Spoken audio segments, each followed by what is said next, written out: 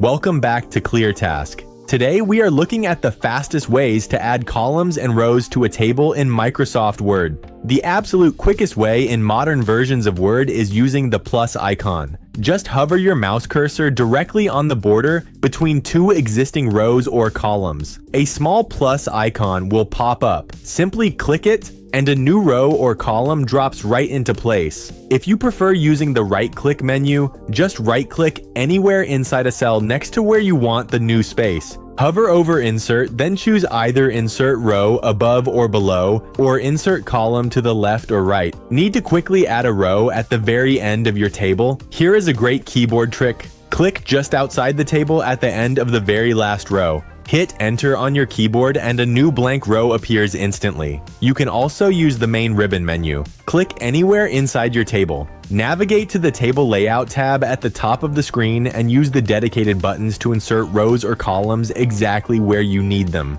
That is all there is to it. If this quick guide helped you, make sure to like and subscribe to ClearTask for more straightforward tutorials. See you in the next one.